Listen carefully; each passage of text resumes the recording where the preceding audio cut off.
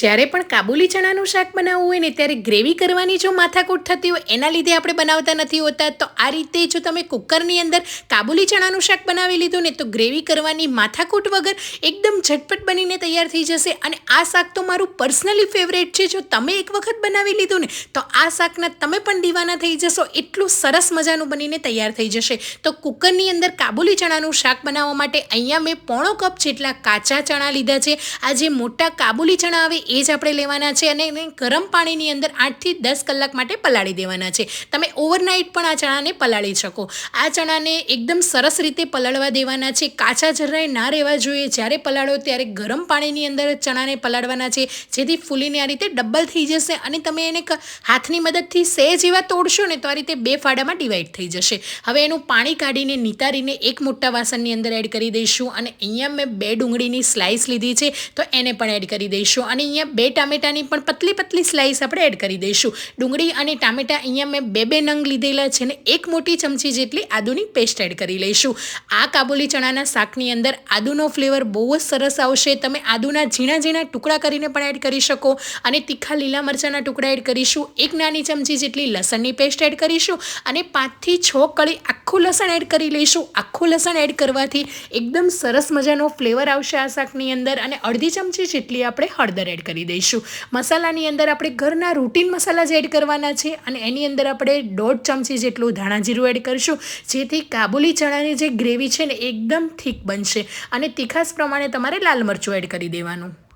તો અહીંયા મેં આ રીતે લાલ મરચું પણ 1.5 ચમચી લીધેલું છે. અને થોડો એવો ગરમ મસાલો કે તમારી પાસે જો છોલે મસાલો હોય તો એ પણ તમે એડ કરી શકો. તો આ રીતે 1 ચમચી જેટલો અહીંયા મેં ગરમ મસાલો લીધો છે ને 1/4 ચમચી જેટલો અચકચરો વાટેલો મરી પાવડર એડ કરી દઈશું. આની અંદર તમે 5 થી 6 આખા કાળા મરી પણ એડ કરી શકો છો. એ પણ સરસ લાગશે. જો તમને પસંદ હોય તો એ પણ તમે એડ કરી દેજો. અને 2 ચમચી જેટલી કસૂરી મેથીને થોડી એવી લો ગેસની ફ્લેમ પર શેકીને આ રીતે હાથની મદદથી મસળીને એડ કરીશું. કસૂરી મેથી જરૂરથી એડ કરજો. કસૂરી મેથીનો જે ફ્લેવર છે ને આ શાકમાં એ ડબલ થઈ જશે. અને હવે બધી જ વસ્તુને આ રીતે હાથની મદદથી મિક્સ કરી લેવાની છે. ડુંગળીના બધા લચ્છા થઈ જશે અને જે મસાલા છે ને એ બધા જ છોલે સાથે અને ટામેટા ડુંગળી સાથે કોટ થઈ જશે. તો સરસ મજાના છોલે સાથે મસાલા કોટ થઈ ગયા છે. અને 5 થી 10 મિનિટ રેસ્ટ આપીશું. ત્યાં સુધી કુકરમાં તેલને ગરમ કરી દઈશું.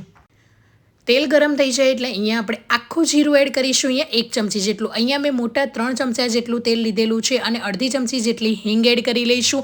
હિંગ એડ કર્યા પછી અહીંયા આપણે મસાલાની અંદર 1 બાદિયા એડ કરીશું. સૂકા મસાલાની અંદર તમે તમારી પસંદના એડ કરી શકો. 2 થી 3 સૂકા મરચાં, તમાલપત્રને હાથની મદદથી તોડીને એડ કરીશું અને મિક્સ કરીશું. બસ હું અહીંયા બીજા કોઈ જ મસાલા નથી એડ કરી રહી. તો પણ આ શાક એટલું સરસ બનશે. ઘરમાં જ્યારે શાક બનશે ને ત્યારે એક અલગ જ સુગંધ આવશે. અને બધું જે છોલે સાથે જે મસાલા કોટ કરેલા એ આપણે એડ કરી દઈશું.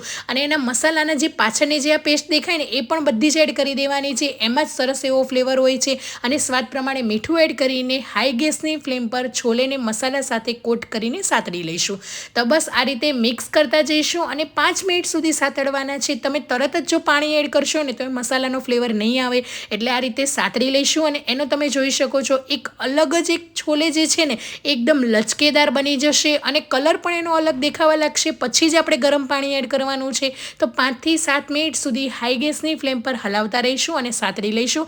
એ પછી ગરમ પાણી એડ કરી લઈશું. અહીંયા હું 3 કપ એડ કરી રહી છું. કેમ કે આપણે ચણા લીધા છે ને એ થોડા કાચા લીધેલા છે. એટલે આપણે આ રીતે પાણી થોડું વધારે એડ કરવાનું, જેથી સરસ મજાના જે ચણા છે એ કૂક પણ થઈ જશે. તો આ રીતે મિક્સ કરી લઈશું. અને હવે કુકરનું ઢાંકણ બંધ કરીને મીડિયમ ગેસની ફ્લેમ પર 6 થી 7 વિસલ કરી લઈશું. હાઈ ગેસની ફ્લેમ નથી કરવાની, ને તે ગ્રેવી સરસ કૂક થઈ જશે અને ચણા તમારા કાચા રહેશે. અને જો તમારા ચણા નવા ના હોય, જૂના ચણા હોય તો થોડો એવો ચપટી ખાવાનો સોડા એડ કરી દેજો, જેથી જલ્દીથી ચણા તમારા કૂક થઈ જશે. અને જો આ રીતે નવા ચણા હશે ને તો એને કૂક થતાં વાર નહીં લાગે. કુકરનું ઢાંકણ ખોલીને ચેક કરી લઈશું તો તમે જોઈ શકો છો એકદમ ઘટ રસેદાર આપણા મસ્ત મજાના કાબુલી ચણાનું શાક તૈયાર છે. હવે આપણે અડધા એવા લીંબુનો રસ પાછળથી એડ કરીશું. જો તમે આગળથી એડ કર્યો ને તો તમારા છોલે ચડવામાં થોડા એવા કાચા રહેશે. કેમ કે કોઈ પણ ખટાશ આપણે પહેલાં એડ કરી દઈશું ને તો છોલે ચડતા વાર લાગશે. એટલે લીંબુનો રસ ખસખસ મેં અહીંયા પાછળથી એડ કર્યો છે, લીલા સમારેલા ધાણા એડ કરીને ભટુરે, પૂરી, નાન કોઈ પણ સાથે તમે આ છોલેને એન્જોય કરી શકો છો.